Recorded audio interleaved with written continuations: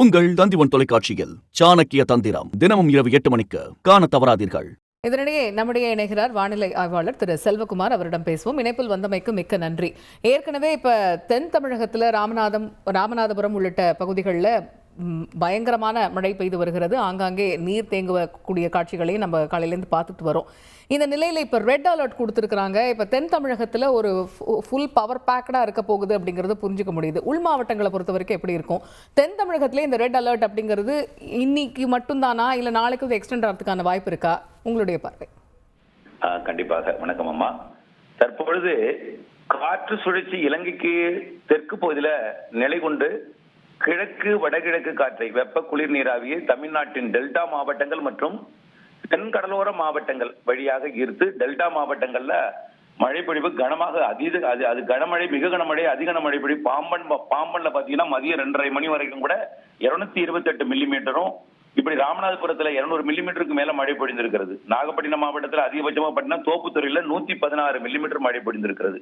நாகவேதபதி 111 millimetre.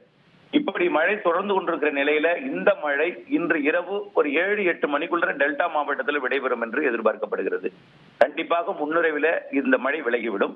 பிறகு தென் மாவட்டங்களில, அதாவது புதுக்கோட்டை முதல் கன்னியாகுமரி வரைக்கும் உள்ள கடலோர பகுதிகளில், குறிப்பாக ராமநாதபுரம் மாவட்டத்துல பெய்யக்கூடிய இந்த மழை கண்டிப்பாக நாளை அதிகாலைக்குள் விலகிவிடும் என்று எதிர்பார்க்கப்படுகிறது. ஆக வழங்கப்பட்டிருக்கிற ரெட் அலர்ட் இன்றைக்கு நள்ளிரவு வரைதான் பொருந்தும் என்று எதிர்பார்க்கப்படுகிறது. நாளைக்கு இந்த காற்று சுழற்சி, அதாவது இலங்கைக்கு தெற்குப்புறம் எடுத்துக்கொண்டு இந்த காற்று சுழற்சி சற்று விலகி, அதாவது பரவலாக இருப்பது விலகி சற்று குறுகி கிழக்கு பகுதி நோக்கி விலகிவிடும் என்பதனால தமிழ்நாட்டின் தரையேறுவது 2 நாட்களுக்கு ஒரு இடைவெளி கொடுக்கும். அதாவது 21ஆம் தேதி 22ஆம் தேதி 2 நாளும் தமிழ்நாட்டின் அந்த டெல்டா மாவட்டத்தில் பெய்கிற மழையும் தென் மாவட்டத்தில் பெய்கிற மழையும் ஒதுங்கிடும். ஆனாலும் ராமேஸ்வரமும் கோடியக்கரை முனையில் மட்டும் நாளை மறுநாள் மழை தொடர வாய்ப்பு இருக்கிறது. இலங்கையிலும் மழை தொடரும். மீண்டும் இந்த மழைப்பொழிவு கொடுக்கக்கூடிய இந்த காற்று சுழற்சி விலகிய பிறகு மீண்டும் தமிழ்நாட்டின், அதாவது குமரி கடற்பகுதியை நோக்கி மீண்டும் ஒரு முறை வந்து, அதாவது தீவிரமடைந்து வரும் என்று எதிர்பார்க்கப்படுகிற காரணத்தினாலே 21, 22ஆம் தேதி இடைவெளிக்கு பிறகு 23, 24ஆம் தேதி தமிழ்நாட்டில் மழை பொழிவை கொடுக்க இருக்கிறது.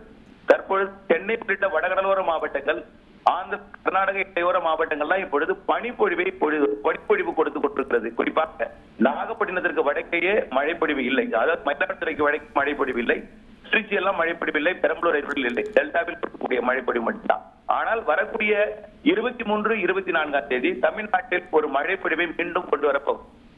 அதாவது வடகிழக்கு மேகம் சென்னை மற்றும் திருவள்ளூர் மாவட்டத்தில் கடலோர மாவட்டத்து வழியாக ஊடுருவ மேகம் தூரலைக்கும் லேசான மிதமான மழைப்பொழிவை கேரள எல்லையோர மாவட்டங்கள் வரைக்கும் எல்லா மாவட்டங்களுக்குமே 23, 24ஆம் தேதி கொடுப்பதற்கு வாய்ப்பு இருக்கு. மீண்டும் இந்த குமரி கடலுக்கு வரக்கூடிய அந்த காற்று சுழற்சி புதிதாக 23ஆம் தேதி வங்கக்கடலிலே உருவாக்கப்படுற தாழ்வு பகுதியை நோக்கி விலகி சென்று விடும் என்பதனால 25ஆம் மீண்டும் இடைவெளி கொடுக்க போகிறது.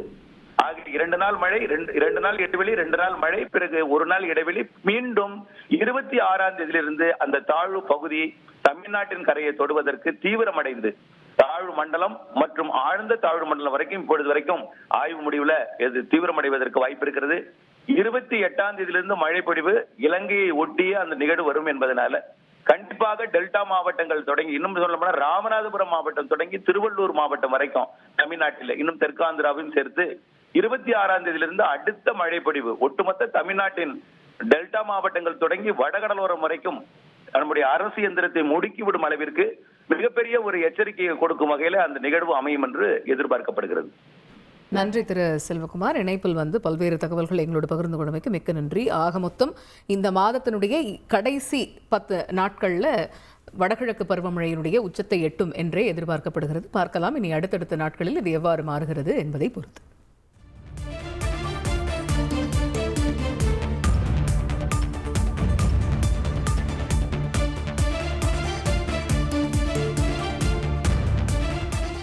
உங்கள் தந்திவன் தொலைக்காட்சியில் சாணக்கிய தந்திரம் தினமும் இரவு 8 மணிக்கு காண தவறாதீர்கள்.